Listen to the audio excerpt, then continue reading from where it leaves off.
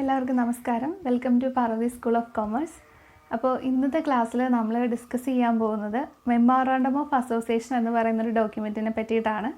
അതായത് company form of ബിസിനസ്സിലെ ഏറ്റവും പ്രധാനപ്പെട്ടത് prime document of A company എന്ന് പറയുന്നതാണ് മെമ്മോറാണ്ടം ഓഫ് അസോസിയേഷൻ. അപ്പോൾ അതെന്താണ്, അതിൻ്റെ ഉദ്ദേശം എന്താണ്, അതിൻ്റെ കണ്ടൻസ് എന്താണ്, അങ്ങനെയുള്ള കാര്യങ്ങളാണ് ഇന്നത്തെ ക്ലാസ്സിൽ നമ്മൾ ഡിസ്കസ് ചെയ്യാൻ പോകുന്നത്.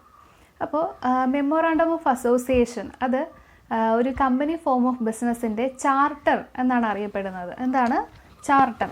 It is the charter of the company എന്നാണ് നമ്മൾ പറയുന്നത്. ചാർട്ടർ ഓഫ് ദ കമ്പനി, അതായത് ഒരു കമ്പനി ഫോം ഓഫ് ബിസിനസ്സിൻ്റെ എല്ലാ ജനറൽ ഇൻഫർമേഷൻസും, എല്ലാ ബേസിക് ആയിട്ടുള്ള കാര്യങ്ങളും, അതായത് അതിൻ്റെ നെയിം എന്താണ്, അതിൻ്റെ ഒബ്ജക്റ്റീവ്സ് എന്താണ്, അത് എന്തിനു വേണ്ടി, അതിൻ്റെ പർപ്പസ് ഓഫ് ഫോർമേഷൻ എന്താണ്, അങ്ങനെ ഒരു ബേസിക് ആയിട്ട് ഒരു കമ്പനിയുടെ എല്ലാ ഡീറ്റെയിൽസും, ജനറൽ ആയിട്ടുള്ള എല്ലാ ഡീറ്റെയിൽസും ഇൻക്ലൂഡ് ചെയ്യുന്ന ആ ഡോക്യുമെൻറ്റിനെയാണ് നമ്മൾ മെമ്മോറാണ്ടം ഓഫ് അസോസിയേഷൻ എന്ന് പറയുന്നത്.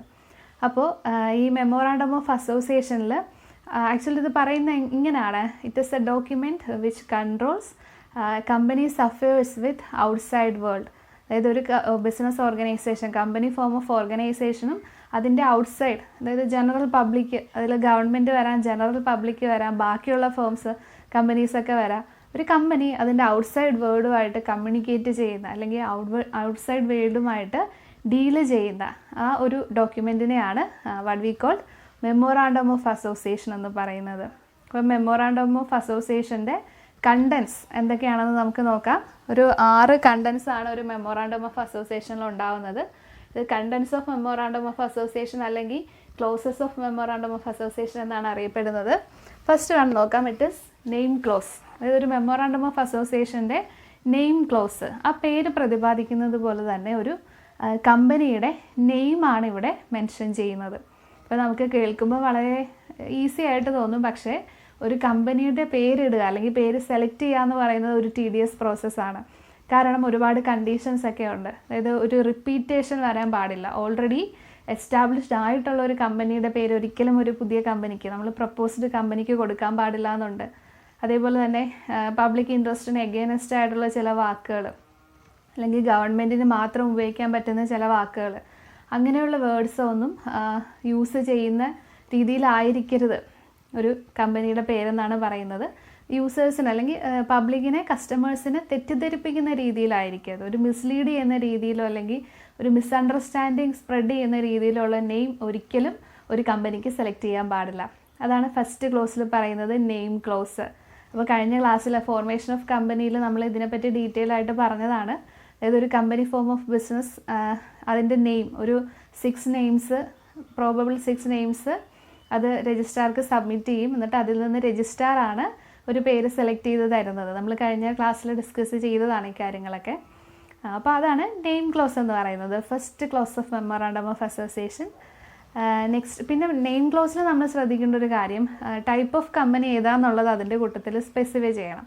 ഇപ്പോൾ പ്രൈവറ്റ് കമ്പനി ആണെങ്കിൽ നമ്മൾ പ്രൈവറ്റ് ലിമിറ്റഡ്, PVT ഒരു കുത്തിട്ടിട്ട് LTD, പ്രൈവറ്റ് ലിമിറ്റഡ് എന്നാണ് ഇത് വായിക്കുന്നത്. ഈ ഒരു വാക്ക് ആ കമ്പനിയുടെ പേരിൻ്റെ അവസാനം ചേർക്കാറുണ്ട്. അതേപോലെ പബ്ലിക് കമ്പനി ആണെങ്കിൽ LTD, then ഒരു കുത്ത്, ലിമിറ്റഡ് എന്ന് പറയുന്ന ഒരു വാക്കും അവസാനം കമ്പനിയുടെ പേരിൻ്റെ അവസാനം ചേർക്കാറുണ്ട്. ഇപ്പോൾ കമ്പനീസ് ആക്ട് 2013 അനുസരിച്ചുള്ള പുതിയ കമ്പനി OPC ആണെന്നുണ്ടെങ്കിൽ അവസാനം OPC എന്ന് പറയുന്ന ഒരു വാക്ക് നമ്മൾ ആഡ് ചെയ്യാറുണ്ട്. അതായത് ആ പേരിൽ നിന്ന് തന്നെ ആ കമ്പനിയുടെ ഫോം, അതിൻ്റെ ടൈപ്പ് ഏതാണ്, ഏത് ടൈപ്പ് ഓഫ് കമ്പനിയാണ് എന്ന് ഐഡൻറ്റിഫൈ ചെയ്യാൻ വേണ്ടിയിട്ടാണ് അങ്ങനെ ചെയ്യുന്നത്. ഇപ്പം ലിമിറ്റഡ് ഈ വാക്കുകൾ ഉപയോഗിക്കും. നമ്മൾ ശ്രദ്ധിക്കേണ്ട ഒരു കാര്യം, ഒരിക്കലും CEO എന്ന് പറയുന്ന വാക്ക് ഉപയോഗിക്കാറില്ല. നമ്മൾ സാധാരണ ഷോർട്ടാക്കി കമ്പനിയുടെ പറയുന്നതാണ്. പക്ഷേ ഈ CEO എന്ന് പറയുന്ന ഒരു വാക്ക് ഒരിക്കലും പേരിൻ്റെ കൂട്ടത്തിൽ നമ്മളങ്ങനെ ഉപയോഗിക്കാറില്ല. അപ്പോൾ ഇത്രയാണ് നെയിം ക്ലോസിനെ പറ്റി പറയാനുള്ളത്. നെക്സ്റ്റ് വരുന്നത് സെക്കൻഡ്, രജിസ്റ്റേർഡ് ഓഫീസ് ക്ലോസ്. അതായത് ബിസിനസ് ഓർഗനൈസേഷൻ, ഈ കമ്പനി ഫോം ഓഫ് ഓർഗനൈസേഷൻ്റെ രജിസ്റ്റേർഡ് ഓഫീസ് ഏത് സ്റ്റേറ്റിലാണ്, the state in which the registered office is situated, അതാണ് രജിസ്റ്റേർഡ് ഓഫീസ് ക്ലോസിൽ നമ്മൾ കൊടുക്കുന്നത്.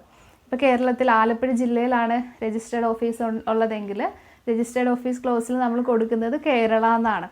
ഏത് സ്റ്റേറ്റിലാണ് ഈ ഓഫീസ് നിൽക്കുന്നത്, മെയിൻ ഓഫീസ് നിൽക്കുന്നത്, അതാണ് രജിസ്റ്റേർഡ് ഓഫീസ് ക്ലോസ് വരുന്നത്. രജിസ്റ്റേർഡ് ഓഫീസ് എന്ന് പറഞ്ഞാൽ വളരെ ഇമ്പോർട്ടൻ്റ് ആസ്പെക്റ്റ് ഓഫ് കമ്പനിയാണ്. കമ്പനിയുടെ ഓൾമോസ്റ്റ് എല്ലാ പ്രധാനപ്പെട്ട ഡോക്യുമെൻസും ഇത് സൂക്ഷിക്കുന്നത് ഈ രജിസ്റ്റേർഡ് ഓഫീസിലാണ്. എല്ലാ ഡോക്യുമെൻസും സൂക്ഷിക്കുന്നത് രജിസ്റ്റേർഡ് ഓഫീസിലാണ്. അപ്പോൾ അതാണ് രജിസ്റ്റേർഡ് ഓഫീസ് ക്ലോസിൽ പറയുന്നത്. നെക്സ്റ്റ് എന്താണെന്ന് നോക്കാം. നെക്സ്റ്റ് ഒബ്ജക്റ്റ് ക്ലോസ് ആണ്. ആക്ച്വലി ബിസിനസ് ഓർഗനൈസേഷൻ്റെ ഒബ്ജക്ട്സ് ആണ് ഈ ക്ലോസിൽ സ്പെസിഫൈ ചെയ്യുന്നത്. ഒബ്ജക്റ്റിനെ രണ്ടായിട്ട് ക്ലാസിഫൈ ചെയ്തിട്ടുണ്ട്.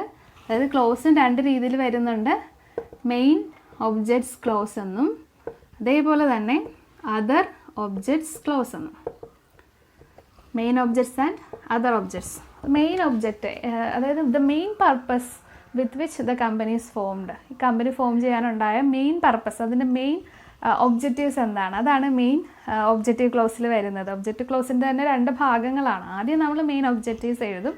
ദെൻ അതിന് സപ്പോർട്ട് ചെയ്യുന്ന അതർ ഒബ്ജക്റ്റീവ്സ് ഏതെങ്കിലും ഉണ്ട്, ബിസിനസ്സിനുണ്ട് എന്നുണ്ടെങ്കിൽ അതും മെൻഷൻ ചെയ്യും. അതാണ് ഒബ്ജക്റ്റീവ് ക്ലോസിൽ വരുന്നത്. അപ്പോൾ ഇത് വളരെ കൃത്യമായിട്ട് നമ്മൾ സ്പെസിഫൈ ചെയ്യേണ്ട ഒരു കാര്യമാണ്. എന്താണെന്ന് വെച്ചാൽ ബിസിനസ് ഓർഗനൈസേഷൻ ഫോം ചെയ്യുന്ന അതിൻ്റെ പർപ്പസാണ് ഇവിടെ പറയുന്നത്. അതിൻ്റെ ബിയോണ്ട് ദാറ്റ് പർപ്പസ് ഒരു ബിസിനസ് ഓർഗനൈസേഷൻ ഒരിക്കലും ഒരു ആക്ടിവിറ്റീസും ചെയ്യാൻ പാടില്ല. അതുകൊണ്ട് തന്നെ ആക്ച്വലി അതിൻ്റെ പവർ ലിമിറ്റ് ചെയ്യുന്ന ഒരു ക്ലോസ് ആണ് എന്തെന്ന് നമുക്ക് പറയാം, ഈ ഒബ്ജക്റ്റ് ക്ലോസ് എന്ന് പറയാം. അതായത് ഈ ഒബ്ജക്റ്റീവ്സിൽ അച്ചീവ് ചെയ്യാനുള്ള കാര്യങ്ങളല്ലാതെ വേറൊരു കാര്യവും ഈ കമ്പനി ഫോം ഓഫ് ബിസിനസ് ചെയ്യാൻ പാടില്ല. അപ്പം ശരിക്കും ആക്ച്വലി ആ ബിസിനസ്സിൻ്റെ കമ്പനിയുടെ ഒരു പവർ അത് ലിമിറ്റ് ചെയ്യുന്ന ഒരു, അല്ലെങ്കിൽ actual power of the company specify ചെയ്യുന്ന ഒരു സെക്ഷനാണ് അല്ലെങ്കിൽ ഒരു ക്ലോസ് ആണ് ഒബ്ജക്റ്റ് ക്ലോസ് എന്ന് നമുക്ക് പറയാം.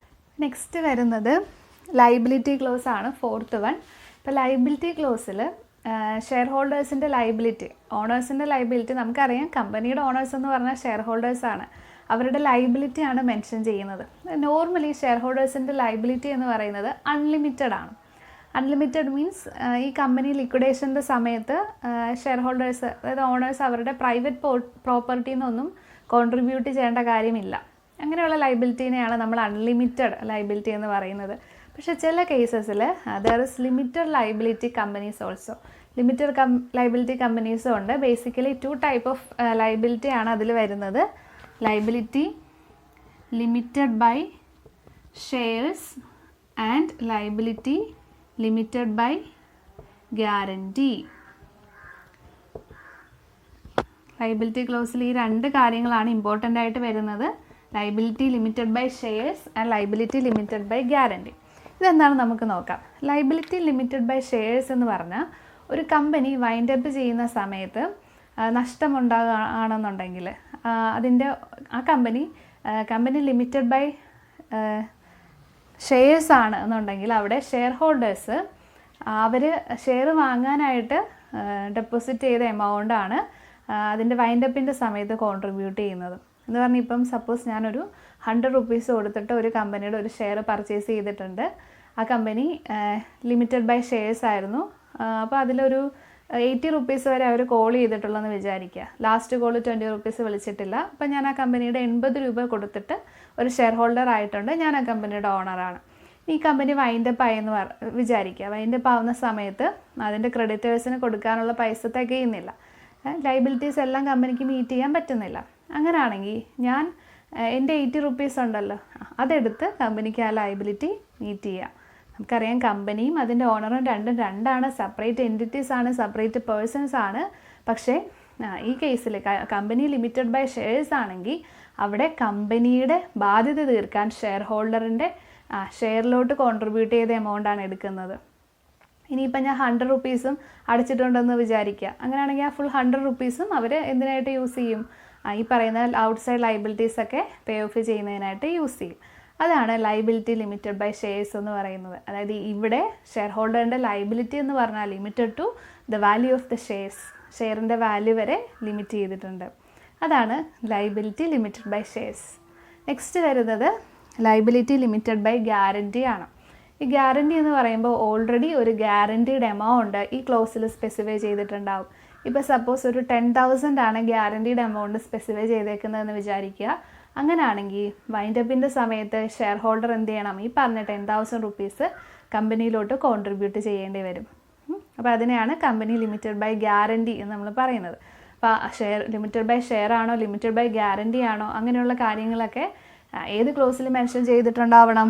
ലയബിലിറ്റി ക്ലോസിൽ മെൻഷൻ ചെയ്തിട്ടുണ്ടാവണം. നെക്സ്റ്റ് വരുന്നത് ക്യാപിറ്റൽ ക്ലോസ് ആണ്. ക്യാപിറ്റൽ ക്ലോസിൽ രജിസ്റ്റേർഡ് ക്യാപിറ്റൽ അല്ലെങ്കിൽ അതാണ് സ്പെസിഫൈ ചെയ്യുന്നത്. രജിസ്റ്റേർഡ് ക്യാപിറ്റൽ എന്ന് പറഞ്ഞാൽ ഇപ്പോൾ സപ്പോസ് ഞാനൊരു 1 crore ആണ് രജിസ്റ്റേർഡ് ക്യാപിറ്റൽ ക്ലോസിൽ വെക്കുന്നതെന്ന് വിചാരിക്കുക. എൻ്റെ കമ്പനിക്ക് ഒരിക്കലും ഈ 1 കോടിയിൽ കൂടുതൽ ക്യാപിറ്റൽ റേസ് ചെയ്യാൻ പറ്റില്ല.